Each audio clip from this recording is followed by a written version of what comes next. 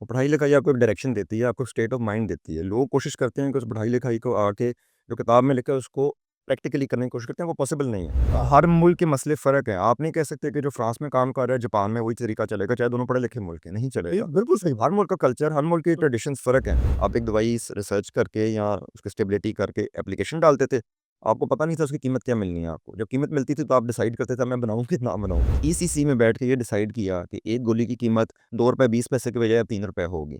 अब ये ईसीसी का काम नहीं है करना ये कि बांग्लादेश की कंपनी फिर बाहर क्यों चले वापस क्यों चलेगी? और बांग्लादेश में जाके उन्होंने प्लांट भी लगा लिए हैं अपने रिसेंटली। वजह वजह यही कि 3-4 साल पहले जो माहौल था, उन्होंने कहा ये माहौल में काम करने का इधर फ़ायदा कोई नहीं है। अगर फाइज़र यहाँ होती ना होती तो हमें अरेंज करनी पड़ती, खरीदनी पड़ती, जो भी करना पड़ता हमें। अब फाइज़र यहाँ नहीं है, तो कल को कोई नई दवाई अगर फाइज़र इजाद करेगी, तो फाइज़र की कोई रिस्पॉन्सिबिलिटी नहीं है कि पाकिस्तान में भी वो दवाई दे।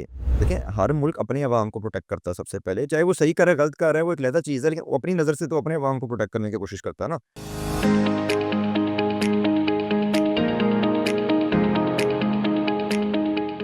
बिस्मिल्लाहिर्रहमानिर्रहीम। नाज़रीन, आज मेरे साथ वो नौजवान शख्सियत हैं जो पाकिस्तान में किसी तारुफ की मोहताज नहीं, जिन्होंने माशाल्लाह अपनी तालीम एचसन कॉलेज से स्टार्ट की और फिर आला तालीम के लिए अमेरिका में कोलंबिया यूनिवर्सिटी ज्वाइन की।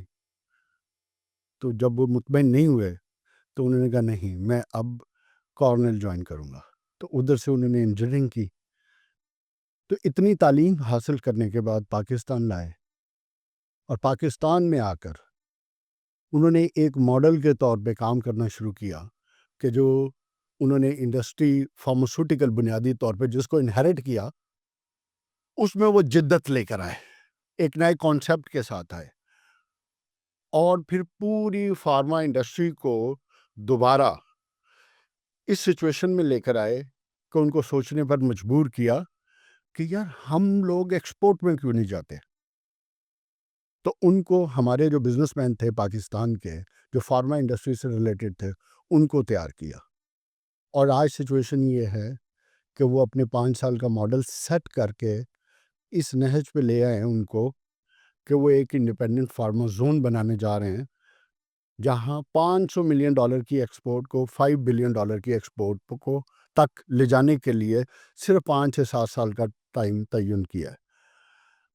यंग और एक ऐसा सनतकार बिजनेसमैन जो हर आने वाले बिजनेसमैन जो यंग एंटरप्रेन्योर हैं उनके लिए एक इनकरेजमेंट के तौर पे, एक मॉडल के तौर पे देखा जाता है। उसका नाम है Khalid Misbah. Thank you Khalid for joining us. और प्लेयर ये हमारे लिए बड़े फ़ख्र की बात है कि आप छोटी उम्र में इतने इतने बड़े कारनामे अंजाम दे रहे हैं। तो सबसे पहले मैं आपसे ये पूछूंगा कि आपने जो कोलंबिया से कॉर्नेल से इतना पढ़ा और जब पाकिस्तान आए तो फिर क्या फ़ील किया कि इस इंडस्ट्री को जो आपने पढ़ा कैसे जिद्दत में लाएंगे? Thank you very much Javed साहब। सबसे पहले बहुत-बहुत शुक्रिया, आपने ये मौका दिया और ज़रूरत से ज़्यादा तारीफ़ भी कर दी। वो ज़रूरी था, इसलिए कि मैं हमारा जो ऑब्जेक्टिव है कि हमारी जो नौजवान नस्ल है, जो हमारे नए सनअतकार हैं, जो बिजनेसमैन बनना चाहते हैं, तो आप जैसे लोगों से सीखें कि दे कैन डू एनीथिंग। तो आपने जी सवाल किया ना वो बड़ा अहम है और मेरा ख़्याल है आजकल के वक़्त के मुताबिक बहुत ही ज़्यादा अहम है। जिस वक़्त मैं पढ़ के वापस आया था 2001 का टाइम था जब मैं वापस आया हूँ। पाकिस्तान से हमेशा ही आपको पता है एक मुश्किल और डिफरेंट नौइयत की बिज़नेस है यहाँ पर। यहाँ सरकारी इदारों की नौइयत भी डिफरेंट है। आप चैलेंजेस। चैलेंजेज़ और दूसरा एक माहौल का भी डिफरेंस है ना। चैलेंजेज़ तो हर जगह ही होते हैं, देखें चैलेंजेज़ तो हर जगह होते हैं जो बिज़नेस चैलेंजेज़ हैं। अगर कोई इन्फ्लेशन है वो दुनिया में हर मुल्क में होती है। अगर कोई एक्सचेंज रेट का इश्यू है वो दुनिया नहीं, के बहुत पाकिस्तान के मुल्कों में है। इन्फ्लेशन को तो बंदे को बड़ा स्ट्रांग होना नहीं, पड़ता वो होना पड़ता है लेकिन देखिए इन्फ्लेशन अगर आप ब्राज़ील की देखें, तुर्की की डिवैल्यूएशन देखें, तो वो हमारे से भी ज़्यादा हैं। लेकिन यहाँ कुछ चैलेंजेज़ उससे बढ़ के जो आ जाते हैं ना चैलेंजेज़, जिनमें सियासत भी आ जाती है। आपको पता है मैं तो इधर ये कहता हूँ पाकिस्तान में कि एक घर में जहाँ 2 लोग रहते हैं, वहाँ भी सियासत बहुत ज़्यादा है। तो है। जब किसी बिज़नेस की बात करें या डिपार्टमेंट की बात करें, आप भी माशाल्लाह एक डिपार्टमेंट को हेड कर रहे हैं इस वक़्त। ख़ास तौर पे जो सरकारी या नीम सरकारी इदारे होते हैं, वो चलाने बड़ा मुश्किल काम होता है यहाँ पर। ये नहीं है वजह कि हमें चलाने नहीं आते इदारे, बट हमारा एक कल्चर ऐसा है, हमारी एक सिचुएशन ऐसी है जिस जो किसी एक फ़र्द की वजह से नहीं है, ये सालों-साल से पिछले 40-50 साल का लेकिन बरसा देखें। खालिद एक बात तो फिर तय है, एक बात तो है, जो बिज़नेसमैन चलाता है, तो वो तो एक प्रोग्रेसिव माइंड होता है ना? वो ज़रूरी है जी। देखें, क्योंकि उस माइंड से जब आप कोई इदारा या कोई चीज़ चलाएँगे, वो तो हमेशा ग्रोथ की तरफ जाती है ना। अब होता ये है जी, जो बात आप कह रहे हैं ना कि बाहर से पढ़ के कोई आता है जिस तरह, तो उस ज़माने में भी आए। देखिए, यहाँ आके पढ़ाई-लिखाई तो भूल जाएँ ना। वो पढ़ाई-लिखाई आपको एक डायरेक्शन देती है, आपको स्टेट ऑफ माइंड देती है। लोग कोशिश करते हैं कि उस पढ़ाई-लिखाई को आके जो किताब में लिखा है उसको प्रैक्टिकली करने की कोशिश करते हैं, वो पॉसिबल नहीं है। वो अमेरिका में बड़ा मुश्किल है, यहाँ तो खैर भूल जाएँ ना हम। लेकिन वो आपको एक डायरेक्शन देती है। आपको पता लगता है दुनिया की बड़ी यूनिवर्सिटियों में पढ़ के दुनिया किस तरफ जा रही है, नई टेक्नोलॉजी क्या आ रही है, नई सोच क्या आ रही है। क्या वो अभी तक इकोनॉमिक्स वही पढ़ रहे हैं जो आज से 300 साल पहले थी? या वो कार्ल मार्क्स को फ़ॉलो कर रहे हैं, किसको कर रहे हैं? वो नई चीज़ें हैं, वो डेवलप करते रहते हैं अपनी चीज़ें, किस तरह? एक डिबेट के थ्रू। यूनिवर्सिटीज़ का सबसे बड़ा एडवांटेज क्या है अमेरिका टाइप मुल्क में? क्यों पूरी दुनिया अमेरिका जाना चाहती है? आजकल के हालात ज़रा फ़र्क होते जा रहे हैं, लेकिन क्यों जाना चाहती है? वजह ये है कि वहाँ फ्रीडम ऑफ एक्सप्रेशन है इन द यूनिवर्सिटी। एक एकेडमिक एनवायरनमेंट में आपने कोई भी डिस्कस करना है, तो आप ओपनली डिस्कस करते हो। उसके रिसर्च के अगर वो कोई टेक्निकल चीज़ है, इंजीनियरिंग, मेडिकल से रिलेटेड है, रिसर्च पे बात होगी, कोई लॉ, फिलॉसफी की बात है, उस पे डिस्कशन होगी। उसमें फिर ये नहीं है कि जी कोई खुदा ना ख़वास्ता जी कोई दूसरे मज़हब का बैठा है तो वो इस्लाम का नाम नहीं लेगा, कोई मुसलमान बैठा है तो दूसरे मज़हब का नाम लेगा, ऐसा नहीं है। एकेडमिक में वहाँ यूनिवर्सिटीज़ में ओपन थिंकिंग है। जो इम्पोर्टेंट चीज़ जो आपने नई आने वाली नस्ल और नए आने वाले बिज़नेसमैनों को 2 सबक दिए इस गुफ्तगू में जो मुझे समझ आई। पहली चीज़ ये है कि तालीम आपको मेंटल एक्सपेंशन देती है। आपको एग्ज़ैक्टली। सोचने, समझने की, एनालिसिस करने की सलाहियत देती है। चाहे वो पाकिस्तान में एजुकेशन हासिल करें, चाहे वो अमेरिका में। There is no difference. अगर आप अपने दिमाग को इवैल्यूएट करते रहेंगे, रिसर्च करते रहेंगे, सोचते रहेंगे, तो आप कोई भी कारोबार कर सकते हैं। आपने मुश्किल से बाहर निकलने का तरीका निकालना है। तरीका अब निकाल हर मुल्क के मसले फ़र्क हैं। आप नहीं कह सकते कि जो फ्रांस में काम कर रहा है, जापान में वही तरीका चलेगा, चाहे दोनों पढ़े-लिखे मुल्क हैं, नहीं ये चलेगा। बिल्कुल सही बात। हर मुल्क का कल्चर, हर मुल्क की तो ट्रेडिशंस फ़र्क हैं। हमारी फ़र्क है, अब हम उसको ब्लेम करने के बजाय we need to find a way कि उसमें से निकलना कैसे है। अच्छा, दूसरा जो खालिद ने आपको पैगाम दिया, वो पैगाम ये डिबेट करें। आप कोई काम करना चाहते हैं, कारोबार करना चाहते हैं, इंडस्ट्री लगाना चाहते हैं, जो कंसर्न लोग आपको मिलेंगे अपने इर्द-गिर्द, उनसे डिबेट करें। आपका आइडिया है, उस पे डिबेट करें। आप कुछ करना चाहते हैं, नई चीज़ लॉन्च करना चाहते हो, उस पे काम करना चाहते हो, चाहे वो डिस्ट्रीब्यूशन का है, चाहे वो डीलरशिप का है, चाहे वो इंडस्ट्री का, उस पे डिबेट करें। और खालिद ने जिस तरह कहा कि दुनिया की टॉप बड़ी यूनिवर्सिटी आपको क्या अपॉर्च्युनिटी देती है? डिबेट की। तो प्लीज़ ये पैगाम बड़ा इम्पोर्टेंट है, इसको याद रखें। इसमें जी एक इज़ाफ़ी बात मैं ऐड करूँगा। मुझे याद है लाहौर चैम्बर ऑफ कॉमर्स में काफ़ी साल पहले, आई थिंक 20 साल हो गए हैं, कोई जर्मनी का डेलीगेशन आया था। वहाँ एक उनके बिज़नेसमैन थे जो एक ज़माने में उनके टेक्सटाइल के सबसे बड़े बिज़नेसमैन होते थे। उनको एक सवाल किया गया जी कि पाकिस्तान में टेक्सटाइल पे उस वक़्त आई थिंक शौकत अज़ीज़ साहब प्राइम मिनिस्टर थे अगर मुझे गलत याद ना हो। तो ये सब्सिडी ख़त्म कर रहे हैं, तो हमारे लिए बड़ा मुश्किल होता जा रहा है काम करना। तो उन्होंने कहा ये सब्सिडी क्या होती है और आपको क्यों दी जाती है? उन्होंने कहा जी क्योंकि हम दूसरे ममालिक से कम्पीट नहीं करते तो हमें बिजली सस्ती दी जाती है, जो भी मराद दी जाती हैं टैक्स की मद में। तो उन्होंने कहा गवर्नमेंट आपको क्यों दे रही है ये? अगर गवर्नमेंट आपको ये चीज़ दे रही है तो वो आपको एक तेज़ मौत के बजाय एक स्लो मौत दे रही है। बिकॉज़ अगर आप कम्पीट नहीं कर सकते तो आप बिज़नेस शिफ्ट करें। तो उनसे सवाल अगला ये हुआ कि आपने क्या किया? उन्होंने कहा जी टेक्सटाइल का बिज़नेस जर्मनी में वारा नहीं खा रहा था, मैं आईटी की तरफ चला गया। सो लेकिन दुनिया में मुश्किलात बहुत ज़्यादा हैं और अमेरिका का एक एग्ज़ाम्पल मैं आपको दूँगा। अमेरिका में पॉलिसी बनवाना मेरे ज़ाती ख़्याल में दुनिया में सबसे मुश्किल काम है। हम पाकिस्तान की बात करते हैं कि यहाँ पॉलिसी नहीं बदलती है। आपको तो बहुत बेहतर पता होगा मीडिया के रेफ़रेंस से भी कि अमेरिका में तो बाकायदा लॉबिंग ग्रुप होते हैं। एक पॉलिसी बननी होती है, वो पब्लिक लेवल से शुरू होती है। वो अपने काउंटी पे लेके जाते हैं, काउंटी से कांग्रेसमैन तक जाती है, कांग्रेस से सेनेट में जाती है, बाकायदा लॉबिंग होती है। वहाँ सेनेट की कमिटीज़ में, कांग्रेस की कमिटीज़ में वोट लेना एक अज़ाब है। एक-एक वोट पे जंग होती है, बाकायदा डिबेट होती है। वो कहते हैं मेरी इस पॉलिसी पे तुम वोट डालोगे, मैं तुम्हारी उस पॉलिसी पे कर दूँगा। ट्रेडिंग होती है वहाँ तो बाकायदा मैं कहता हूँ लेजिस्लेशन में। हमारी मसला क्या है, एक जनरल परसेप्शन है कि पाकिस्तान में काम कोई होना नहीं है।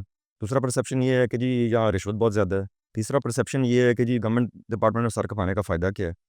मैं खुद एग्री करता हूँ गवर्नमेंट डिपार्टमेंट में काम कराना मे बी इम्पॉसिबल हो गए, बहुत मुश्किल होगा। लेकिन ये वही गवर्नमेंट डिपार्टमेंट हैं, जो अब आपका लाइसेंस ऑनलाइन रिन्यू भी कर रहे हैं। आज से 20 साल पहले होता था, नहीं होता था।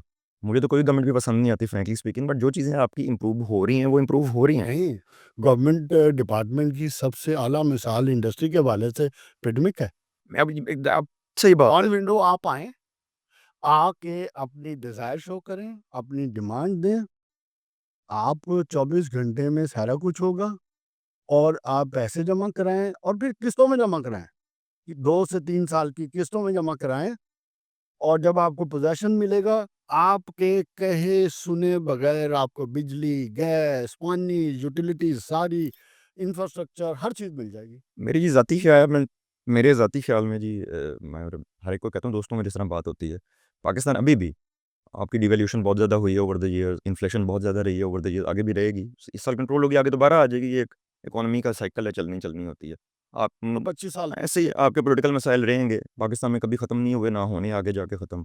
आपके जो हमसाया ममालिक से मसले रहेंगे, कोई ऐसा उनका सिंपल सॉल्यूशन नहीं है कि जी आप कहें जी एक दिन ईरान से सब कुछ ठीक हो जाएगा, एक दिन इंडिया से हो जाएगा, एक दिन अफ़गानिस्तान से, नहीं होना, ठीक है? चाइना, अमेरिका के वो चलता रहेगा, हमारे साथ सिलसिला चलता रहेगा। लेकिन मेरे ज़ाती ख़्याल में इन सारी चीज़ों के बावजूद आज के दिन में भी और अगले 50 साल में पाकिस्तान वो वाहिद मुल्क रहेगा जहाँ सबसे कम पैसे में आप सबसे ज़्यादा, और कोई बेहतर लफ्ज़ मैं समझ नहीं सकता, सबसे ज़्यादा अय्याशी तरीके से रह सकते हैं। ठीक है, ऐसा जित ये ये फैक्ट है।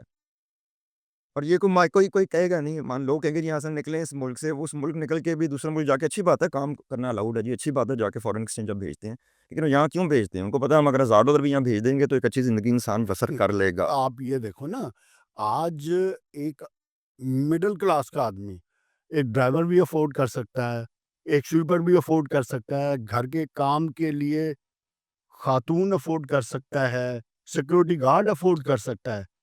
क्या हम एक मिलियनर आदमी यूरोप या अमेरिका में वो कर सकता है? नहीं कर सकते। नहीं करता ना। और देखिए उसका मैंने दुनिया फिरी, सबसे बड़ा हमने एग्जाम्पल देखा उधर। आप यही इलाका देख लें जी, जहाँ हम बैठे हैं इस वक्त, इसके इर्द-गिर्द जाएँ तो रिहायशी इलाका भी आ जाता है। दुनिया का कितने शहर हैं जहाँ की 1.5 से 2 करोड़ आबादी हो, और वहाँ शहर के सेंटर में कनाल-कनाल, 2-2, 3-3, 4-4 कनाल के बहुत घर हों। ओल्ड टाउन यहाँ से ज़्यादा दूर तो नहीं है, for example garden town, Shadman, जो भी इलाके इधर करीब के मैं नाम ले रहा हूँ, सेंटर ऑफ द लाहौर है, हार्ट ऑफ लाहौर है। माल रोड हो जाए, जेल रोड हो जाए, वहाँ अभी भी 2 कनाल, 1 कनाल, 10 कनाल, 5 कनाल, 2-2 कनाल के तो आम घर हैं। आप कोई दुनिया के मुल्क चले जाएँ जिसकी 1.5 करोड़ आबादी है, हमारे साथ वाले मुल्क ही चले जाएँ, वहाँ आपको इस लेवल के वो अपार्टमेंट्स में शिफ्ट हो रहे हैं, बिकॉज़ महंगाई इतनी ज़्यादा हो गई है। हमारी अपॉर्च्युनिटी बहुत ज़्यादा है। मेरा ख्याल है हमारा मसला सिर्फ़ यही है कि जो एक नेगेटिव एनवायरनमेंट है ना, वो चेंज नहीं होती, और उसमें सबसे बड़ा इश्यू पॉलिटिकल आ जाता है। जब कोई मीडिया हाउस हो जाए, जब कोई तज्ज़िया निगार हो जाए, वो किसी भी गवर्नमेंट के होते हुए एक कुछ इक़दामात की तारीफ़ करेगा, उस पे लेबल लग जाएगा ये इस गवर्नमेंट का बंदा है।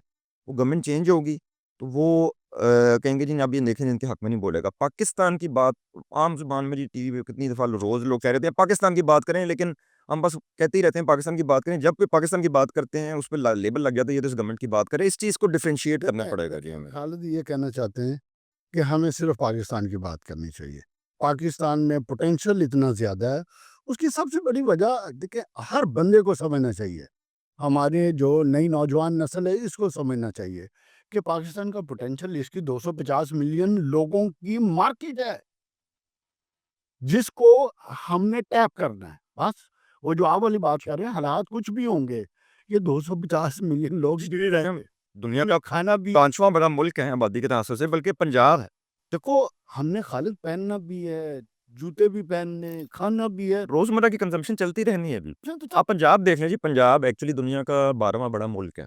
जापान 11वें नंबर पे जिसकी 12.5 करोड़ आबादी है, और उसके बाद आई थिंक फिलीपाइंस है 13वें 12वें नंबर पे जो 11 करोड़ कुछ है। तो Punjab is actually the world's 12th largest country. तो हम एक ऐसे सूबे में बैठे हुए हैं जो दुनिया का 12वां बड़ा मुल्क है आबादी के तनासुब से। अच्छा, हम बात करते हैं आप जिस इंडस्ट्री में हैं उसमें फार्मा। फार्मा का फ्यूचर क्या देख रहे हो? फार्मा की जी, मैं अगर होता है ना कि कोई पॉइंट होता है जहाँ से एक स्टार्ट हो एक नई चीज़, वो 2012 में आया, जब 18वीं तरमीम आई तो उसके बाद हेल्थ डिवॉल्व हो गई। हेल्थ के अंदर ही ड्रग्स का सेगमेंट भी था।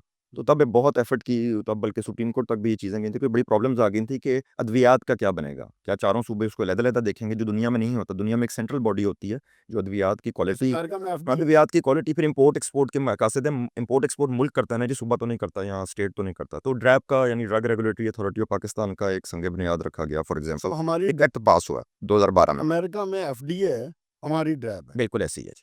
तो कितना अर्सा हो गया इसे? ड्रैब को जी अब बने हुए 13 साल हो गए, 2012 में वजूद में आई, लेकिन बहुत डिले हुआ इसको खड़े होने में, ड्रैब को। बिकॉज़ वो एज़ अ सरकारी इदारा चलता रहा काफ़ी देर। जिस तरह पहले मिनिस्ट्री ऑफ हेल्थ में एक ड्रग कंट्रोल विंग होता था, तो वो as a department of the बना के और ड्रैब बना दिया, लेकिन उसकी इंडिपेंडेंस जो कागज़ों में लिखी हुई थी, वो कभी उसको हासिल नहीं हुई। कुछ चंद साल पहले ही आप कहें हासिल होना शुरू हुई। उसमें हमारी तरफ से भी बड़ी एफर्ट हुई, इंडस्ट्री की तरफ से, गवर्नमेंट की तरफ से भी। बिकॉज़ ज़ाहिर बात है, आप 1976 से आप मिनिस्ट्री ऑफ हेल्थ के नीचे पाक हुए हुए थे। लोगों की ट्रेनिंग भी वैसी ही थी, सोच भी वैसी थी, उसमें तब्दील होने में टाइम लगता है जी। उसमें ये नहीं है कि टाइम किसी मुल्क में लगता है, हर मुल्क में लगता है, यहाँ भी लगता है। तो अभी रिसेंटली एक जगह बात हो रही थी एक मीडिया में, तो मैं 5 चीज़ें मैंने अपने तौर पे आइडेंटिफ़ाई की थी कि 5 बुनियादी चीज़ें अगर हम कर लें, तो जो आपने शुरू में बात की कि हम $5 बिलियन और उससे आगे की तरफ जाएँ, बिकॉज़ इंडिया $30 बिलियन की कर रहा है एक्सपोर्ट, और दुनिया की मार्केट $1500 बिलियन की है। हमें इंडिया का 30 इतना बड़ा नंबर लगता है, लेकिन दुनिया की मार्केट जो फार्मा की $1500 बिलियन की है। ये टेक्सटाइल से बड़ी मार्केट बन जाती है, बिकॉज जो हाई वैल्यू मार्केट्स हैं like Europe, America, Australia, Japan, उनकी कीमतें बहुत ज़्यादा हैं। अमेरिका में फॉर एग्जांपल पैरासीटामोल का एक पता ₹700 का है, यहाँ ₹35 का है, तो वो बहुत हाई एंड मार्केट्स हैं, इसलिए उनकी कीमतें भी ज़्यादा हैं। लेकिन नहीं, नहीं, नहीं।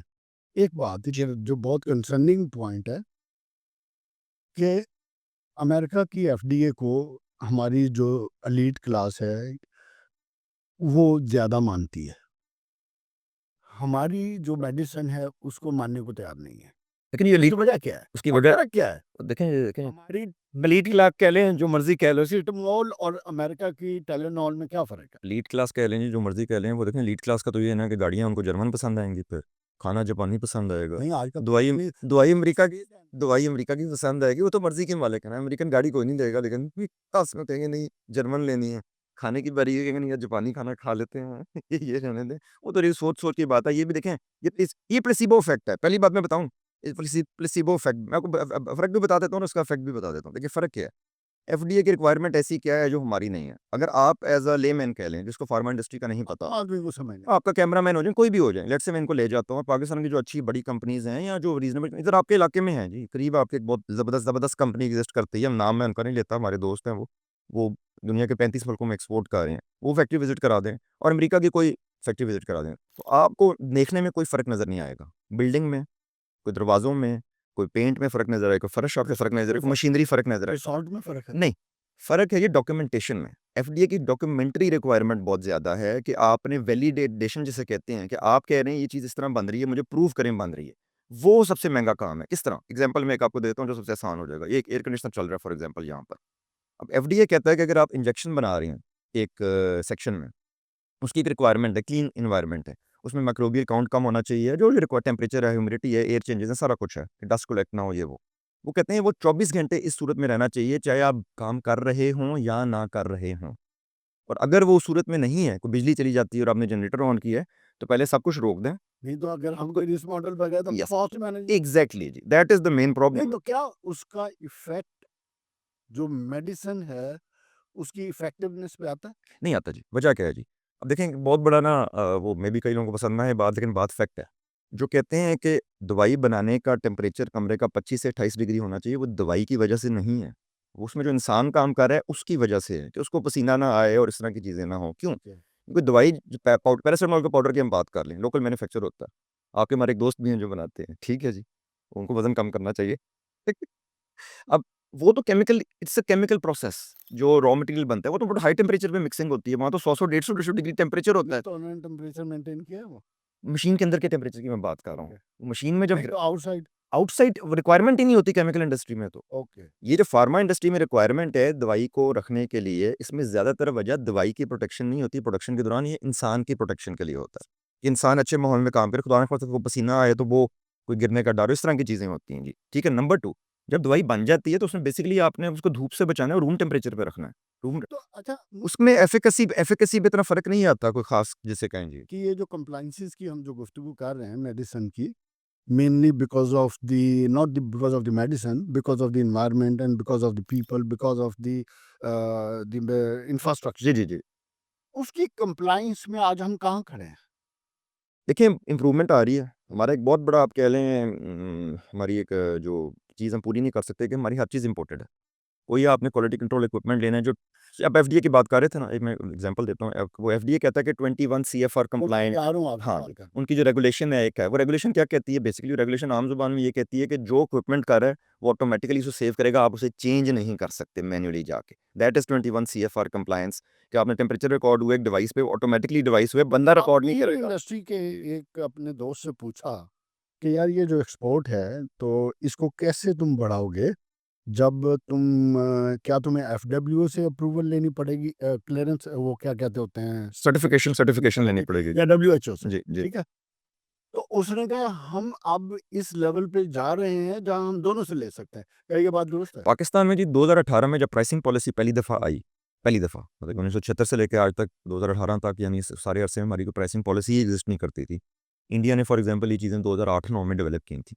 तो पहली दफ़ा एक आपने पहले भी पूछा ना क्या चीज़ें की जाएँ तो हम वहाँ पहुँच सकते हैं, तो वो एक रास्ता नज़र आया कि एक पॉलिसी बन रही है फाइनली कि हमें पता होगा हमें कीमत क्या मिलेगी। अदरवाइज़ यहाँ क्या होता था, आप एक दवाई रिसर्च करके या उसकी स्टेबिलिटी करके एप्लीकेशन डालते थे, आपको पता नहीं था उसकी कीमत क्या मिलनी है आपको। जब कीमत मिलती थी तो आप डिसाइड करते थे मैं बनाऊँ कि ना बनाऊँ। तो इस तरह तो बिज़नेस ये इससे मुझे वारा खाएगी कि नहीं खाएगी, इस तरह तो बिज़नेस प्लान दुनिया में नहीं चलता। तो अब प्राइसिंग पॉलिसी आ गई ना तो पैरामीटर्स तय हो गए जी प्राइसिंग यूँ मिलनी है। फॉर एग्ज़ाम्पल अगर कोई दवाई पाकिस्तान में पहली दफ़ा आ रही है, तो वो देखेंगे इंडिया, बांग्लादेश, श्रीलंका इस इलाके में क्या वो मौजूद है प्राइस है। और उसकी एवरेज प्राइस देंगे, ठीक है? और अगर पाकिस्तान में ऑलरेडी मौजूद है तो फिर उसके मुताबिक प्राइस दी जाएगी। तो एक तरीके का तय हुआ पहली दफ़ा। You know that is the reason मेरा ख्याल है कि जो मैं पिछले 2-3 साल में फार्मा का ट्रेंड देख रहा हूँ, दे आर ऑन ग्रोथ। 4 चीज़ें जी, एक ड्रैब बनी, 5 चीज़ें कर लें ड्रैब को शामिल कर ड्रैब बनी, नंबर 2 ये प्राइसिंग पॉलिसी बनी, नंबर 3 उस प्राइसिंग पॉलि 2 का अगला पार्ट है कि उसको प्राइसिंग पॉलिसी अमल दरामद भी हो, जो रुक गया था बीच में और अब शुरू हो गया हुआ है पिछले 2 सालों से दोबारा। इसमें केयरटेकर गवर्नमेंट ने भी और इस गवर्नमेंट ने भी बहुत रोल अदा किया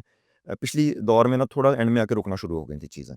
तीसरी चीज़ थी जी एक हमारी ड्रग एक्ट की अमेंडमेंट, 1976 का हमारा ड्रग एक्ट है, आज तक कभी अपडेट ही नहीं हुआ, ख़ास तौर पे सज़ाओं के लिहाज से। फिर वो अब फाइनली जुलाई में पॉलिसी बोर्ड की ड्रैब की मीटिंग में इसमें चारों सूबे भी बैठते हैं। 4-5 साल से हम इस पे एफर्ट कर रहे थे। वो फाइनली अप्रूव हो गई हैं रेगुलेशंस प्राइस भी। के हवाले से अवाम का बड़ा कंसर्न है।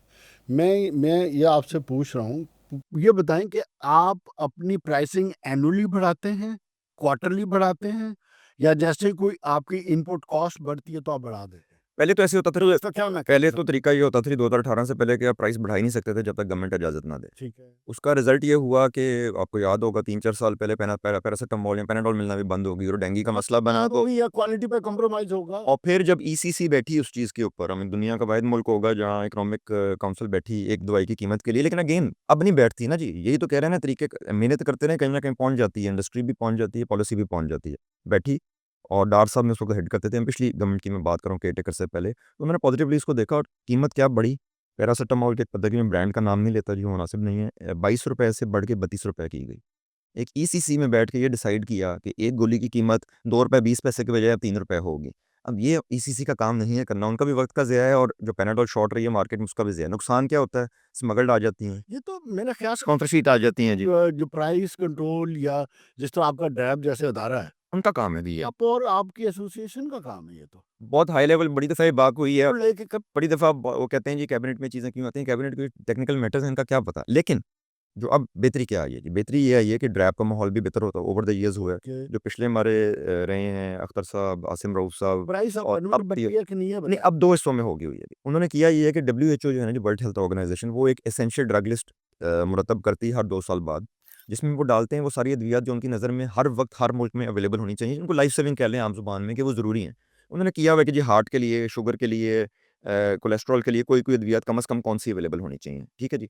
अब पाकिस्तान ने ये कानून बना दिया है कि उस लिस्ट के अलावा जो दवाई अद्वियात हैं, जो उस लिस्ट में शामिल नहीं हैं, उनसे प्राइस कंट्रोल हटा दिया है। वो मार्केट डिटरमाइन कर रही है कि उनकी कीमतें क्या होंगी। फिर वही बात है कि आप वो क्वार्टरली करते हैं, नहीं, मंथली करते हैं या उसमें कोई आपकी मर्ज़ी है, एक्चुअली आपकी मर्ज़ी है। ठीक है, it could be daily basis but हम अपनी इंडस्ट्री को एनकरेज क्या करते हैं, देखिए हम भी गवर्नमेंट के साथ इसमें रहते हैं, प्राइम मिनिस्टर ऑफिस से, मिनिस्टर हेल्थ मिनिस्टर साहब की तरफ से, कॉमर्स मिनिस्टर साहब सबकी तरफ से सीएम पंजाब हो जाए, जो भी सूबे हों, सीएम सिंध हो जाए, सो ऑन, सबकी तरफ से कंसर्न आती है कि यार डे टू डे रिवीजन ना करें। इवन तो दुनिया में होती हैं ऐसी, बट हमारे अभी यूज़ टू नहीं है लोग। इस तरह देखें, दुनिया में पेट्रोल की कीमत रोज़ चेंज हो रही थी, हमारी चलें अब 2 हफ्ते पे आ गई है। नहीं तो एक्चुअली दुनिया में तो रोज़ भी चेंज होती है, अगर हमारा माहौल या कल्चर उसके मुताबिक नहीं है, तो हम अपनी इंडस्ट्री को ये कहते हैं जो करें ना, कोशिश करें कि 6 से साल, महीने, साल बाद तक दोबारा रिवाइज़ करें, रोज़-रोज़ ना करें। अवाम के लिए भी मुश्किलात हो जाए, कन्फ्यूजन होती है। दूसरा कन्फ्यूजन बहुत हो जाती है ना जी। कन्फ्यूजन हो जाती है कि ये जी दवाई क्यों कीमत बढ़ गई इसमें। एक और बीच में सवाल आता है कि एक एंटीबायोटिक है, कई कंपनियाँ बना रही हैं, ठीक है? अब लेट्स से ऑगमेंटन है, उसने अपनी प्राइस बढ़ा दी। क्या बाकी भी बढ़ाएँगे या सारी एंटीबायोटिक इकट्ठी बढ़ाएँगे? नॉर्मली जी ये मर्ज़ी है आपकी। अगर तो वो गवर्नमेंट के कंट्रोल में एसेंशियल ड्रग में फिर तो गवर्नमेंट उसकी देगी ना, और गवर्नमेंट अगर देगी तो गवर्नमेंट में एसेंशियल ड्रग्स में 2 कॉन्सेप्ट हैं। एक लीडर प्राइस का कॉन्सेप्ट है जिसने इनोवेशन की और पाकिस्तान में इंट्रोड्यूस की। उसकी प्राइस से नीचे 30 या पता नहीं 15% का फ़र्क रख के बाकी सारों की कीमत होगी अच्छा जी। फिर ये बताएँ कि इतनी बड़ी इंडस्ट्री है, इतने बड़े कंज्यूमर हैं, 250 मिलियन कंज्यूमर हैं, इतनी बड़ी मार्केट है, लेकिन बदकिस्मती है कि इसका मोस्टली सॉल्ट आप इंपोर्ट करते हैं। तो आप लोग या तवज्जो नहीं देते या क्या गवर्नमेंट की कोई पाबंदियां हैं कि जो सॉल्ट मैन्युफैक्चरिंग है इस पे काम नहीं करना? गवर्नमेंट की तरफ से 2021 में जी पॉलिसी आई थी, जैसे API policy, active farm and green policy आते हैं, बड़ी अच्छी पॉलिसी है और उसकी वजह से बड़ा फ़र्क भी पड़ा है। 2 चीज़ों में बहुत फ़र्क नज़र आया पिछले 2018 की प्राइसिंग पॉलिसी के बाद, 2021 की एपीआई पॉलिसी के बाद, और जो 2 साल पहले ये नॉन एसेंशियल ड्रग्स को प्राइस कंट्रोल से हटाया गया और अब बाकी जो ड्रग एक्ट की अमेंडमेंट आई है। ये 4 चीज़ें हैं प्लस ड्रैप की एस्टैब्लिशमेंट जो मैंने पहले आपसे बात की थी। इनसे बहुत फ़र्क पड़ा है और फ़र्क क्या पड़ा है? वो फ़र्क अब नज़र आना शुरू होता है। देखें, सबसे बड़ा पाकिस्तान में प्रॉब्लम ये है कि हमारी आवाम बेचैन भी बहुत है। जब भी कोई पॉलिसी चेंज या कोई आती है, वो कहते हैं अगले दिन रिज़ल्ट आ जाना चाहिए। अगले दिन रिज़ल्ट तो कभी भी नहीं आएगा जी। पॉलिसी चेंज होके उसका इफ़ेक्ट आते-आते 3 से 5 साल लग जाते हैं। खासकर इंडस्ट्रियल इफेक्ट तो 3 से 5 फिर हमारी गवर्नमेंट्स का मसला ये होता है और हमारा अनफॉर्चुनेटली मीडिया जहाँ इतना अच्छा भी है, वहाँ मीडिया बहुत संगदिल भी है। मीडिया भी कहता है कि 6 महीने में रिज़ल्ट लेके आएँ। तो उसमें ये होता है कि गवर्नमेंट्स की भी कोशिश होती है वो पॉलिसी लाएँ कि जिसका रिज़ल्ट नज़र आ जाए। तो अनफॉर्चुनेटली चीज़ें किस तरफ चली जाती हैं, कंस्ट्रक्शन कर लें, उस तरफ कर लें। अब फ़र्क क्या आया? 2012, 2018, 2021, 2022 और 2024 में जो चीज़ें की गई हैं, उसका इम्पैक्ट क्या आया? 2018 से पहले पाकिस्तान में आपने पहले बात की डब्ल्यूएचओ की सर्टिफ़िकेशन की, या जो ईमा है, यूरोपियन मेडिकल एजेंसी, उसकी सर्टिफ़िकेशन की, या एफडीए की। तो और टिक्स भी एक है, एक ग्लोबल इदारा है, फार्मा इंटरनेशनल कन्वेंशन स्कीम, जिसके 54 ममालिक मेंबर हैं। वो एक सबसे सबसे बड़ी बल्कि सर्टिफिकेशन है, अगर आपको वो मिल जाए, वो कंपनी को नहीं करते, वो ड्रैप को करेंगे और ड्रैप इस वक्त प्रोसेस से गुजरी है। उसका फ़ायदा क्या होगा कि अगर ड्रैप जब पिक्स अप्रूव्ड हो जाएगी, तो ड्रैप की inspection will be considered a pics inspection, तो आपके लिए वो 54 मुल्क खुल जाएंगे। अच्छा, ये जो कंप्लायंसेस का इशू है, इस आने वाले वक्त में जिस तरह कंप्लायंसेस एक्सपोर्ट के लिए सबसे इम्पोर्टेंट है और वो ज़्यादा ज़रूरी होती जा रही है, इसको पाकिस्तान जैसा मुल्क और पाकिस्तान जैसी इंडस्ट्री इसको कैसे मीटअप करेगी? तो इसमें पहले मैं थोड़ी-सी दूसरी बात करूँगा, इससे रिलेटेड ही होगी। जब हम एक्सपोर्ट की बात करते हैं, तो ख़ास तौर पे इस सेक्टर में, अद्वियात के सेक्टर में, ये सवाल ये आता है सबसे इम्पोर्टेंट कि लोकल मार्केट का क्या बनेगा? काफ़ी दफ़ा ये कंसर्न रेज़ की जाती है गवर्नमेंट इदारों से भी और ड्रैप की तरफ से हो जाए, इवन अवाम की तरफ से भी, ज़ाहिर बात है थ्रू मीडिया, कि जी अगर आप एक्सपोर्ट पे इतना फ़ोकस करेंगे तो दवाई क्या महँगी नहीं हो जाएगी? एक्सपोर्ट की कंप्लायंसेस के लिए आपको ज़्यादा चीज़ें करनी पड़ेंगी। आपका सारा हमारा इक्विपमेंट हो जाए क्वालिटी कंट्रोल का, जिस तरह 21 सीएफआर कंप्लायंस की बात हुई, पाकिस्तान में तो नहीं बनता, Japan, America, Canada, France, Germany से आता है। इसी तरह जो मशीनरी है वो ज़्यादा चाइना से आती है या इस तरह के ममालिक से आती है, बिकॉज़ पाकिस्तान में तो इस फार्मा इंडस्ट्री में उस लेवल की मशीनरी बहुत कम मुल्क बनाते हैं, हम तो नहीं बना सकते, इवन इंडिया के मुल्क भी इम्पोर्ट ही करते हैं, बिकॉज़ वो हाई-टेक मशीनरी होती है। तो ज़ाहिर बात है वो महँगी है, उसपे एक इन्वेस्टमेंट रिक्वायर्ड है। जब वो इन्वेस्टमेंट आप करेंगे तो तभी आप एक्सपोर्ट की तरफ जाएँगे। अगर आप एक्सपोर्ट की तरफ जाएँगे तो आपको अपना प्रॉफ़िट भी मेंटेन करना पड़ेगा, अदरवाइज़ उस इन्वेस्टमेंट को आप कैसे करेंगे? दूसरा इश्यू ये है कि ये this is an ever evolving thing. ये नहीं है कि आपने आज का जी मैं आज के मुताबिक कंप्लायंट हूँ, तो मैं 20 साल कंप्लायंट रहूँगा, नहीं। 5 साल बाद कंप्लायंस अपडेट हो सकती है, 10 साल बाद कंप्लायंस अपडेट हो सकती है, तो आपको एक दोबारा it's a continuous process, they keep on improving. FDA हो, कोई भी मुल्क हो, कोई भी यूरोपियन ईमा हो, वो they keep on improving. You have to keep on improving, तो you have to keep on investing. Mean यही तो इकोनॉमिक्स में पढ़ाया जाता है कि अब एक्सटर्नल चेंज और या इंटरनल चेंज। अब मसला ये होगा जी उसमें कि उसके बाद लोकल अद्वियात पे क्या इफ़ेक्ट आता है। पहले मैं वो बात थोड़ी-सी करूँगा। इसमें समझने वाली चीज़ ये है कि हमारी एक्सपोर्ट बढ़ती है। इस वक़्त हम 34% ग्रोथ आई है हमारी year on year, highest ever growth pharmaceutical industry की हुई है। डॉलर तो की इसका कीमत के मतलब बावजूद।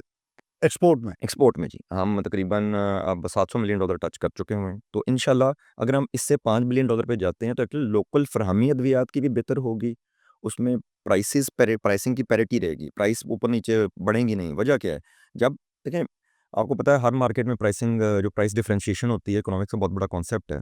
या प्राइस डिस्क्रिमिनेशन का कॉन्सेप्ट भी है। वो कॉन्सेप्ट यही तो है कि आप अगर एक जगह से ज़्यादा कमाते हैं तो आप दूसरी जगह सस्ता कर सकते बैलेंस हैं, कर देते बैलेंस करते हैं। बल्कि हमसे कई दफ़ा सवाल होता है और ये गवर्नमेंट इसको मिसरीड करती है। वो कहते हैं जी फ़लाँ हॉस्पिटल में आपकी फ़लाँ कंपनी ने तो दवाई इतने की दी है और मार्केट में इतने की दी है। यार वो मार्केट में अगर वो महँगी इससे ज़्यादा प्रॉफ़िट ले सक रहा है, ज़्यादा कीमत रख के, तो उसी वजह से तो गवर्नमेंट के अस्पतालों में जहाँ गवर्नमेंट ने फ्री ताकि में सस्ती सस्ती दे दे रहे हैं। इसका मतलब ये नहीं है उसकी कीमत वो है।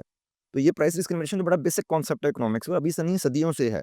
दुनिया में, अमेरिका में जब सोवाल्डी लॉन्च हुई हेपेटाइटिस सी की दवाई जो थी, और हमारी एक मेंबर कंपनी, बल्कि हमारी फाउंडिंग मेंबर कंपनीज़ में से है, उन्होंने वो लॉन्च की पाकिस्तान में, उनसे एग्रीमेंट करके। हेपेटाइटिस सी की पहली दुनिया की इंजेक्शन के अलावा कोई दवाई आई थी।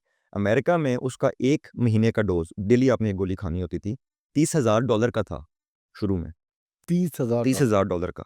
पाकिस्तान में ₹70,000 का दिया था उन्होंने सेम चीज़, लेकिन वो फ़र्क डब्बी में आती थी और उनकी सख्ती थी कि यहाँ से स्मगल होके बाहर ना तो जाए। दोनों में फ़र्क क्या था? सेम दवाई जी।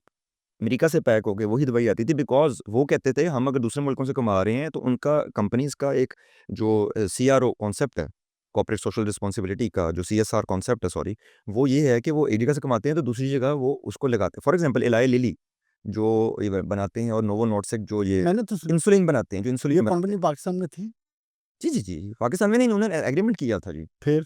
फिर इलाही लिली की बात कर रहे हैं आप? हाँ, ये थी चली गई है ना जी अब। क्यों? इलाही लिली भी चली गई है, नोवो भी चली गई है। क्यों?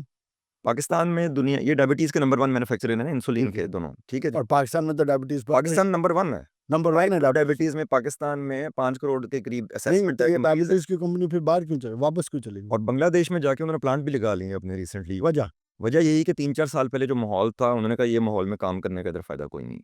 अब इन बांग्लादेश में जो डायबिटीज़ के मर्ज़ है, वो पाकिस्तान से आधा है। जो बांग्लादेश में 1.5 करोड़ के करीब मरीज़ हैं, पाकिस्तान में 3 करोड़ की असेसमेंट है। और बांग्लादेश में उनकी जो आपको पता है ना पेन इंजेक्शन आ रहा है अब तो, वो पेन इंजेक्शन की कार्ट्रिज की रिफ़िल की उन्होंने फैक्ट्री लगा ली है। और उन्होंने अपना एक बजट मुख्तस किया हुआ है कि हमने ऐसे ममालिक में जो अफ़ोर्ड नहीं कर सकते, सस्ती चीज़ देनी है, तो उन्होंने वहाँ जाके जो कार्ट्रिज की रिफ़िलिंग का लगाया है, वो सब्सिडाइज़ कीमत में बांग्लादेश में बेचेंगे क्योंकि वहीं बनेगी, वहीं वो बिका करेगी। And that is not a profit making venture for them. That is the one way वो कॉर्पोरेट सोशल रिस्पांसिबिलिटी तो का उन्होंने सीएसआर। उन्होंने अपने बजट एक मुख्तस किया हुआ है हर बड़ी कंपनी ने। अच्छा, वैसे राहील मैं ना ये सीएसआर पे एक छोटी-सी बात कर दूँ। पाकिस्तान में भी जितनी बड़ी कंपनी हैं, बड़े ग्रुप्स हैं, ये भी सीएसआर करते हैं। ऐसा नहीं है कि हमारी कंपनियाँ या हमारे जो बड़े बिज़नेसमैन हैं वो नहीं करते। अगर आप इनका फ़ाइनेंशियल बजट देखें तो उसमें एक बड़ी ह्यूज अमाउंट रखी होती है सीएसआर की शक्ल में, जहाँ लोगों को वो सब्सिडाइज़ करते हैं, सपोर्ट करते हैं, चाहे वो एम्प्लॉयमेंट की शक्ल में हो, चाहे उनको आई मीन वेरियस उनकी लाइफ़स्टाइल के लिए जो-जो चीज़ ज़रूरत होती है ज़िंदगी गुज़ारने की। अस्पतालों में फ्री खाना और प्रोवाइड करते अस्पतालों में हैं। आप रमज़ान देखेंगे के दौरान तो बहुत कुछ जिनाह जी, जी, हॉस्पिटल में मेरा ख़्याल है कि हर वक़्त फ्री खाना न्यू में कराची न्यू में जिनाह कराची में बड़ी अस्पताल सर्विसेज़ हॉस्पिटल। पिम्स वगैरह को डॉक किया हुआ है कंपनीज़ ने जहाँ वो प्रोवाइड करती हैं। तो ये पाकिस्तान के बिज़नेसमैन भी करते हैं। यही चीज़ देखें अद्वियात में, अगर आप एक्सपोर्ट करेंगे हाई वैल्यू मार्केट में, आप लोकल बेहतर कीमत पे दवाई दे सकते हैं बिकॉज़ आपकी प्रॉफिट मेकिंग मार्केट वो है। आप प्रॉफिट ले रहे हैं ओवरसीज़ मार्केट से और उसको एक तरह से इनडायरेक्टली आप यहाँ पर सब्सिडाइज़ कर रहे हैं या एट कॉस्ट बेच रहे हैं, ठीक है जी। दूसरा फ़ायदा ये होता है जी कि आपकी दवाई नई जो जिद्दत होती है, नई अद्वियात आती हैं, वो अवेलेबल हो जाती हैं। अब फॉर एग्ज़ाम्पल यहाँ से बड़ी कंपनी से चली गई हैं, फॉर एग्ज़ाम्पल फाइज़र चली गई यहाँ से, उसका नुकसान क्या है? कई लोग कहेंगे अच्छी बात है चली गई हैं, वही शेयर लोकल मार्केट ले जाएगी, लोकल मैन्युफैक्चरर ले जाएगा, अच्छी बात लगती है शॉर्ट रन में, लॉन्ग रन में अच्छी चीज़ नहीं है, क्यों? फॉर एग्ज़ाम्पल कोविड आया, कोरोना आया, तो फाइज़र की वैक्सीन पाकिस्तान में क्यों आ गई थी इतनी जल्दी? क्योंकि फाइज़र यहाँ बैठी हुई थी। अगर फाइज़र यहाँ होती ना होती तो हमें अरेंज करनी पड़ती, खरीदनी पड़ती, जो भी करना पड़ता हमें। अब फाइज़र यहाँ नहीं है, तो कल को कोई नई दवाई अगर फाइज़र इजाद करेगी तो फाइज़र की कोई रिस्पॉन्सिबिलिटी नहीं है कि पाकिस्तान में भी वो दवाई दे।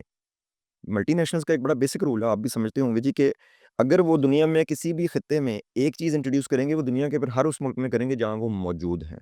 मतलब प्रोडक्ट पोर्टफोलियो कंप्लीट लेके आना होता है। ऑफ़ अब कोर्स। अब जब वो यहाँ से चले गए हैं तो ये हमारा नुकसान होगा, लेकिन हमारा फ़ायदा क्या होगा एक्सपोर्ट बढ़ाने का कि हम जो लोकल मैन्युफैक्चर्ड आइटम है, जो लोकली बेचनी है हमने अद्वियात, उसकी कीमत पे भी कंट्रोल रहेगा। अच्छा, वन ऑफ द रीज़न जो अभी खालिद बात कर रहे थे, ये जितनी मल्टीनेशनल कंपनी होती है ना नाज़रीन, उन्होंने ग्लोबली अपने सेक्टर्स बनाए होते हैं, क्लस्टर्स बनाए होते हैं।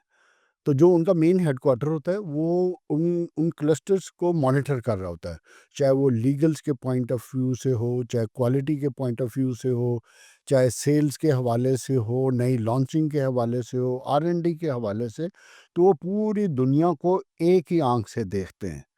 इसलिए आप देखेंगे जो पाकिस्तान में चीज़ वो कर रहे होंगे वही वो अमेरिका में कर रहे होंगे।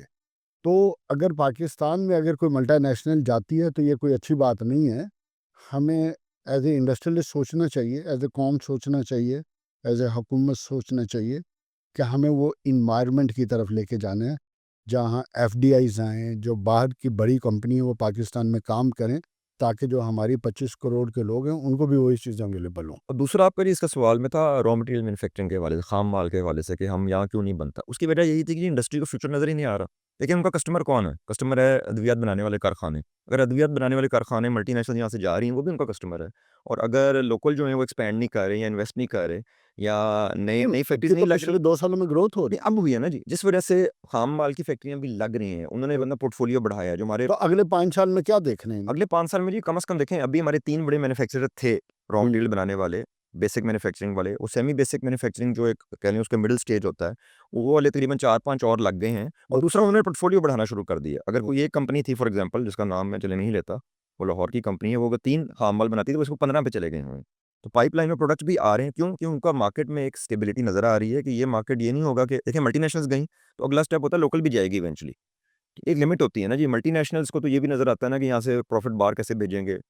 डॉलर के मसाइल ये क्योंकि मल्टीपल इशू है ना, इशूज है छोड़ दे। बियॉन्ड द इश्यूज जो हमारे हैं, हमारे से बढ़ के उनके इश्यूज होते हम तो अपनी मार्केट हैं। मार्केट को देखें ना तो हमारे भी तो इश्यूज हैं। देखें अगर सस्टेन नहीं कर सकेंगे, कल को आपने जो बात कर रहे हैं कि एक्सपोर्ट करना हो, इवन लोकल ड्रैब भी तो देखें अगर पिक्स करवाएगी तो ड्रैब को भी तकरीबन वो कानून लगाने पड़ेंगे ना जो दुनिया के उन मुल्कों में चल रहे हैं। तो उनमें भी सख्ती वही है कि आप अपग्रेड करें, इन्वेस्टमेंट करें। वो बंदा क्यों करेगा अगर उसको फिक्र नजर एक चीज का जवाब दो कि दुनिया की जितनी मल्टीनेशनल कंपनी है, फॉर एग्जांपल फाइजर है, फाइजर को ले लें।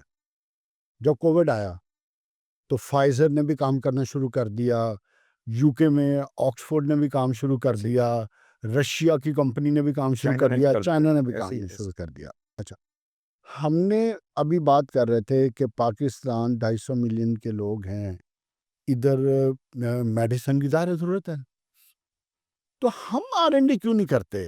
आपकी कंपनी है, इतना बड़ा आपका क्लस्टर है, वो R&D पे काम क्यों नहीं कर रहा? देखिए R&D के लिए कुछ या अगर एक इंडिविजुअल कंपनी नहीं कर रही तो आप एज ए एसोसिएशन कुछ क्यों नहीं करते? देखिए R&D के लिए ना जी ये भी तो आपकी CSR ही आती है ना। R&D जो है ना जी, R&D के लिए एक जॉइंट एफर्ट की ज़रूरत होती है, चाहे वो इंडस्ट्री की तरफ से भी हो। नहीं तो करे ना। नहीं, अब देखिए उसमें सबसे बड़ी हमारी मुश्किल क्या है? हमारी इंडस्ट्री स्कैटर्ड है। ओके, दुनिया में आप जिस इदारे में बैठे हैं और इस इदारे को लीड कर रहे हैं, आप तो सबसे बेहतर समझते हैं कि जो ज़ोन्स का कॉन्सेप्ट है या क्लस्टर्स का कॉन्सेप्ट है, किसी वजह से आया था ना जी।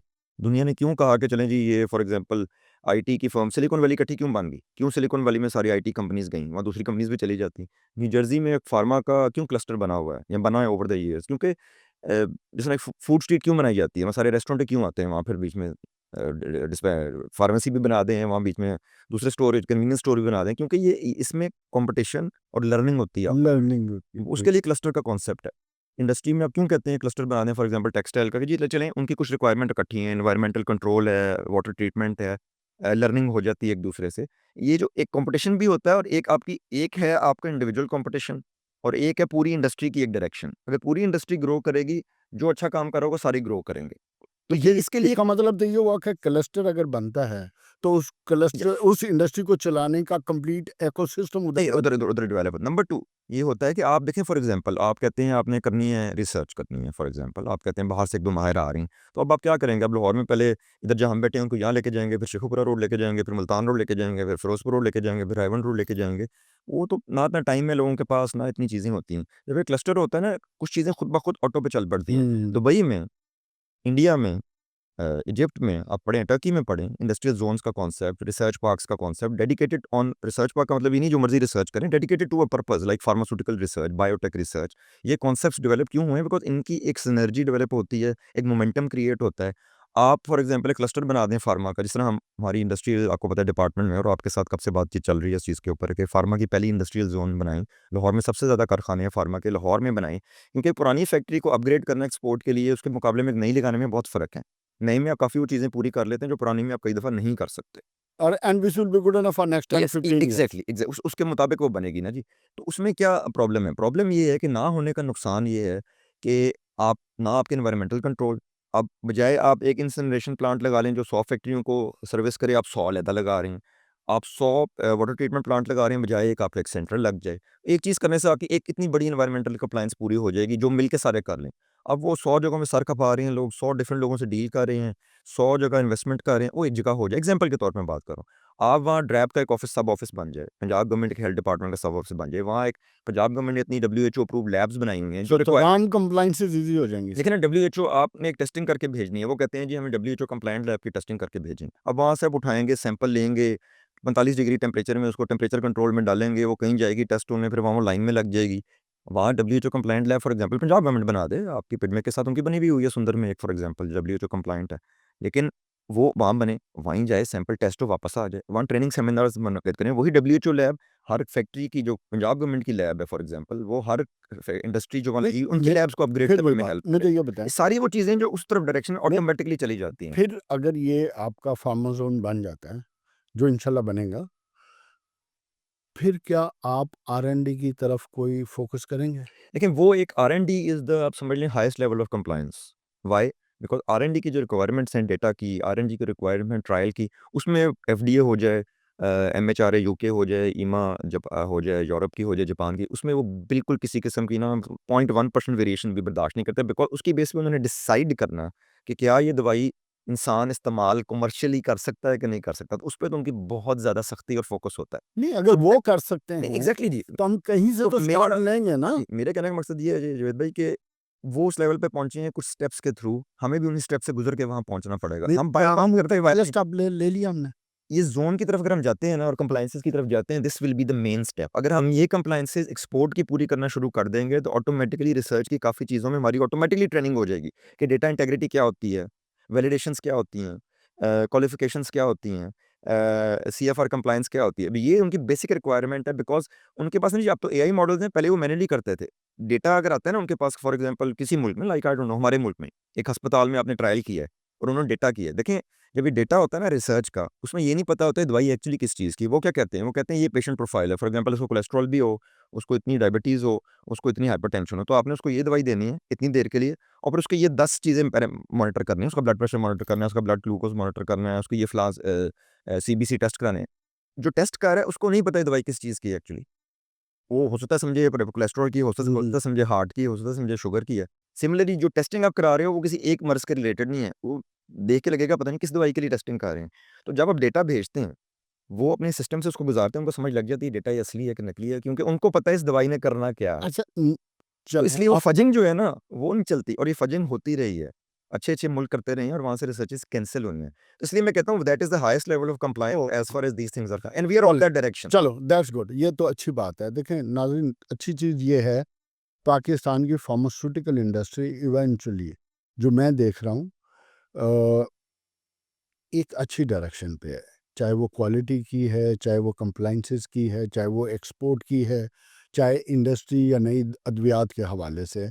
तो हम एक एक सफ़र है जो तरक्की का, तमाम कॉन्टेस्ट में उसकी तरफ चल रहे हैं। तो आने वाले वक्त में हमें इंशाल्लाह इसमें अच्छी ही खबरें आएँगी। अब 2 सवाल आखिरी। पहला, आप पेडमी को कैसा देखते हैं?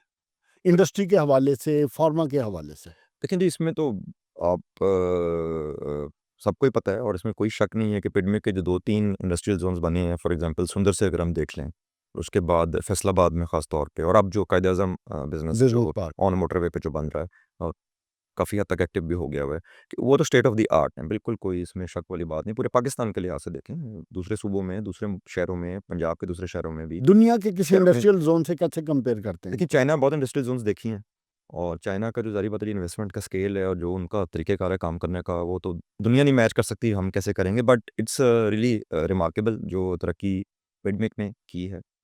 ऑब्वियसली बीच में गलतियाँ हर इदारे से होती हैं, ज़ाहिर है तो जी। इस इदारे से भी हुई कि location of the zone has to be very an important factor. अब ये नहीं कह सकते कि pharma industry for example Lahore में है, तो जी हम आपको मुल्तान में जाके इंडस्ट्रियल ज़ोन लगा दें फार्मा, एग्ज़ाम्पल के तौर पे मैं बात कर रहा हूँ। ये चीज़ें ऑब्वियसली पाकिस्तान में सड़कें बनाते हुए भी मिस हो जाती हैं, और 10 साल बाद उसका, 15 साल बाद नुकसान का पता सो लगता मोर और लेस वी आर ऑन ए है। यस। Good path. बट लेकिन मैं एक बात मैं ऐड करूँगा, आपने पिछली बात की फार्मा के हवाले से कि ज़ोन के हवाले से, कि देखिए आपको भी पता है कि हम 2 साल से इसके ऊपर बहुत देर से एक फ़ोकस्ड एफ़र्ट कर रहे हैं, पहले भी एफ़र्ट चलती रही हैं और इंशाल्लाह गवर्नमेंट की तरफ से रिस्पॉन्स भी आ रहा है। इस चीज़ में डिले का बहुत नुकसान होता है। अगर किसी ने इंडस्ट्री लगानी है और उसका प्लान है बिज़नेस एक्सपेंड करने का 2026 में, तो उसने 2026 में वो करना है, वो 2030 तक नहीं वेट करेगा। वेट नहीं कर दुनिया चेंज होती है, डायनामिक्स चेंज हो जाता सकते। है। आई एग्री विद अगर आज मौका है एक एक्सपोर्ट मार्केट एंटर होने का, 5 साल बाद शायद उधर रशिया में फॉर एग्ज़ाम्पल एक ज़माना था $10,000 एंट्री फ़ी होती थी एक दवाई की रजिस्ट्रेशन की, अब $1.5 लाख हो गई हुई है। एक टाइम होता है मार्केट एंटर होने का, उसके बाद बंदा वो चीज़ छोड़ देता है और अपनी एक बिज़नेस प्लान री-इवैल्यूएट कर लेता है। वो ज़रूरी है कि हम उसको जल्दी करें। तो पिडमिक जिस तरीके से काम कर रहा है जी, जिस रफ़्तार से काम कर रहा है, और आप माशाल्लाह बड़े एक्टिव हैं इसमें खुद भी, और आपके बोर्ड के दूसरे मेंबरान हैं, सारे जो आपकी वहाँ डे टू डे भी टीम बैठी हुई है, कि वो कुछ डिसीजन मेकिंग इसमें आई थिंक गवर्नमेंट का भी हाथ आ जाता है, ज़ाहिर बात है, इंडस्ट्रीज़ डिपार्टमेंट का हाथ भी आ जाता है। आपके मिनिस्टर साहब, सेक्रेटरी साहब भी बड़े एक्टिव हैं, पॉजिटिव रोल अदा कर रहे हैं, और नज़र नहीं आ रहा कि कोई कमी छोड़ रहे हैं, बट इंशाल्लाह अगर हमारा अप्रूवल जल्दी हो जाए, तो चलें हमारी इंडस्ट्री ये तो खुशखबरी होगी। अच्छा, दूसरा आखिरी क्वेश्चन, आपका एक्सपीरियंस है, आपकी फैमिली का इंडस्ट्री से फ्रॉम लास्ट 50 इयर्स अटैचमेंट है।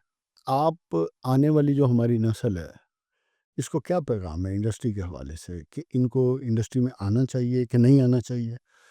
और अगर आना चाहिए तो फिर कहाँ से स्टार्ट लेना चाहिए? पाकिस्तान में जी अनफॉर्चुनेटली ख़ास तौर पे 2000 के बाद अगर पिछले 25 साल में देखें, ट्रेडिंग की तरफ रुझान बहुत ज़्यादा बढ़ गया हुआ है। एक्सपोर्ट तो मैं वैसे ही कह रहा हूँ, इम्पोर्ट मार्केट बनती जा रही है, कि चीज़ बाहर से लाएँ यहाँ बेच दें। रिटेल की तरफ जोर ज़्यादा है, सर्विस सेक्टर पे जोर ज़्यादा हो गया। हम सॉर्ट ऑफ वो मैन्युफैक्चरिंग ग्रोथ को बाईपास करके सीधे सर्विस सेक्टर में घुस गए हैं, जिस तरह अमेरिका और यूरोप और दूसरे ममालिक गए हैं, लेकिन वो एक मैन्युफैक्चरिंग से सफ़र दूर तो तय करके गए हैं। लेकिन अब तो अमेरिका पछता रहा है। पछता है जी, लेकिन देखिए उनको एक बहुत बड़ा फ़ायदा है जो हमें नहीं है, वो ये है कि आईटी रिलेटेड कोई भी चीज़ इजाद होती है, वो उनकी प्रोप्राइटरी राइट है। तो वो दुनिया में कहीं भी बन रही होगी, प्रॉफ़िट अल्टीमेटली उनको ही जा रहा है। आप गूगल देख लें, आप एप्पल देख लें, आप अमेज़न देख लें, आप ओरेकल देख लें, आप मेटा जो फ़ेसबुक वगैरह है वो देख लें, आप कोई उठा लें, जो टेस्ला देख लें, जो लेटेस्ट टेक्नोलॉजी है, they are the owners of the copyright. नहीं, अल्टीमेटली ये मैन्युफैक्चरिंग जो कहीं भी हो, टैरिफ फ़ायदा उनको हो जाता है। ये जो टैरिफ वाला इतना बड़ा पिछले 8 महीने से हम इशू देख रहे हैं, वो तो रिलेटेड टू मेरे ख्याल में तो मैन्युफैक्चरिंग है जी, लेकिन देखिए मैन्युफैक्चरिंग ये अमेरिका जितनी मर्ज़ी कोशिश करे, अमेरिका में दोबारा नहीं शुरू होगी। वजह ये है कि देखिए मेरा ज़ाती ख़्याल उसमें ये है, वो प्रेशर गवर्नमेंट का ये है, मेरा ज़ाती ख़्याल है अगेन, कि वो चाह रहे हैं जो अगली हाई-टेक चीज़ें आ रही हैं, वो अमेरिका में बने, हुँ। वो बाहर ना बने। बिकॉज़ देखें अब तो एक आपका ये माइक लगा हुआ है, आपका ये एक एलईडी लाइट हर एक में चिप डल रही है। वो chip manufacturing is mostly in Taiwan and in China. America मेरा ज़ाती ख़्याल ये है, उन कंपनीज़ को फ़ोर्स कर रहा है कि जी एप्पल इन्वेस्टमेंट करे $200 बिलियन की, और उन्होंने कमिटमेंट्स किए हैं कि हम $200 बिलियन माइक्रोसॉफ्ट इन्वेस्टमेंट कर रहे हैं अमेरिका में। ये ज़्यादा ये है कि वो चाह रहा है जो हाई-टेक टेक्नोलॉजी है, वो ना China place 40% rare earth mineral पे कंट्रोल है।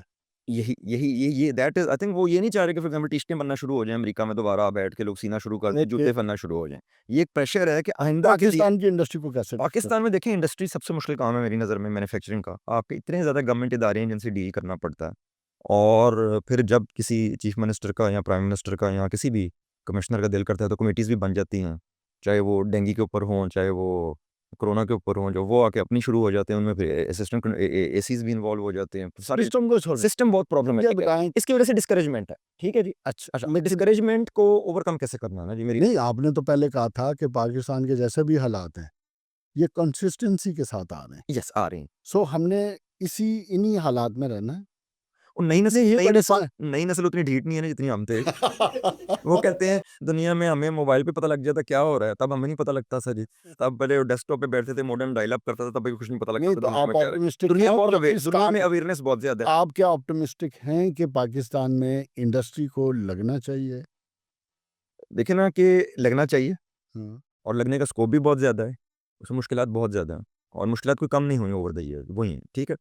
प्रॉब्लम ये है कि जब हम बाहर से पढ़ के आते हैं या बाहर की दुनिया को देखते हैं तो हम यहाँ आके ना कंपैरिज़न वहाँ से होता है और हम आधे डिसहेartened हो जाते हैं। वो कंपैरिज़न नहीं करना चाहिए ना, मुश्किल चीज़ है इसको पाकिस्तान के लास्ट सही चीज़ है, मुश्किल चीज़ है इसको ओवरकम करना बट करना चाहिए। देखिए पाकिस्तान के मुल्क के फ़ायदे भी तो बहुत है ना जी। इधर आपके दफ्तर भी आता है, गेट पे गाड़ी खड़ी करके चला भी जाएगा। आप तो उसे लबदे रहोगे कित्थे गया बंदा तुझे कौन लेगा? अमेरिका में तो कुछ सोचेगा सोचा भी नहीं। चीज़ करने का, ठीक है जी। तो ये देखें हर मुल्क के फ़ायदे भी होते हैं, नुकसान भी होते हैं। हमारे मुल्क में हमने एक्स-रे कराना हो, हमने सीटी स्कैन कराना हो, हम किसी लैब जाके यूँ करा सकते हैं। अमेरिका में आप जाके सीटी स्कैन करा के तो देखें 2 हफ्ते ना गुज़र गए, तब पता लग जाए। इंडस्ट्री की बात करते हैं हम, इंडस्ट्री नहीं, फ्यूचर है। मैं क्या कहना चाह रहा हूँ, मेरी नज़र में आपको होलिस्टिकली देखना चाहिए। इंडस्ट्री में अगर मुश्किलात हैं, तो यहाँ अगर हम इंडस्ट्री लगा के जो उधर से आप प्रॉफ़िट कमाएँगे, तो उसके जो वाक़ई आपको फ़ायदे हैं, वो बहुत ज़्यादा हैं, ठीक है? हुँ। लेकिन गवर्नमेंट की तरफ से फ्रैंकली स्पीकिंग, हर गवर्नमेंट आके कहती है, जी हम इंडस्ट्री का हाथ पकड़ेंगे, पकड़ता कोई नहीं है, ठीक है जी? वो थोड़ा बहुत ना कहीं न कहीं इस चीज़ को बेहतर करने की ज़रूरत है। इसका मतलब ये नहीं है कि गवर्नमेंट के 20 इदारे डील कर रहे हैं, तो बंद कर दें वो इदारे या वन विंडो कर दें, वो नहीं होना।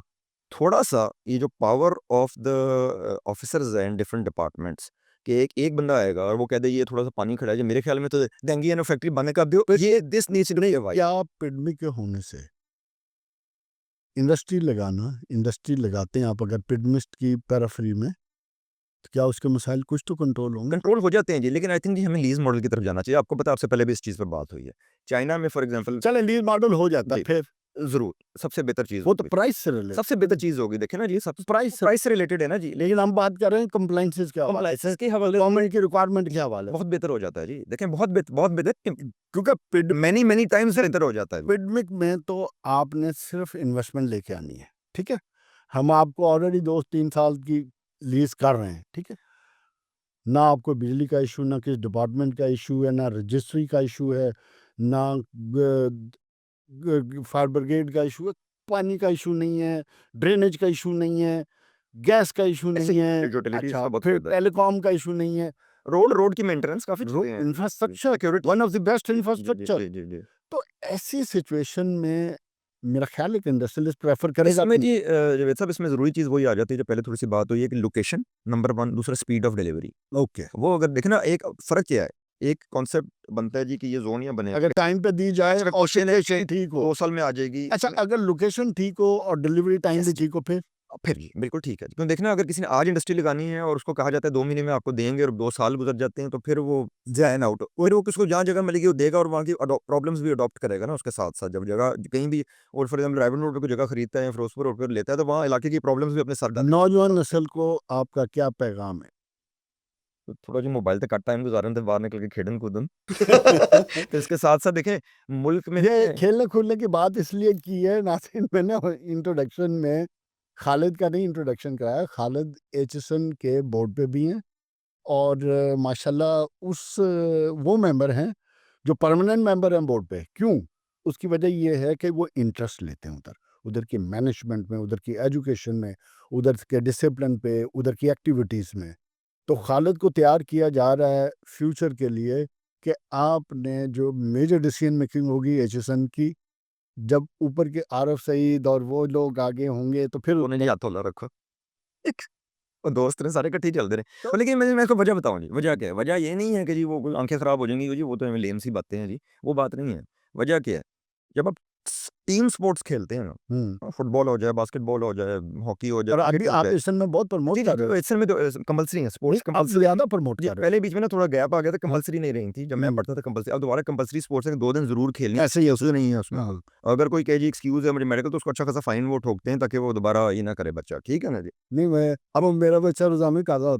ये देखिए फ़ायदा क्या है? टीम स्पोर्ट का सबसे बड़ा फ़ायदा क्या है? हुँ। टीम स्पोर्ट का सबसे बड़ा फ़ायदा, एक तो चलिए लोग कहते हैं ना, ये ग्रुप डायनामिक्स हैं जी, ग्रुप लर्निंग होती है, लीडरशिप होता है, वो अपनी जगह है।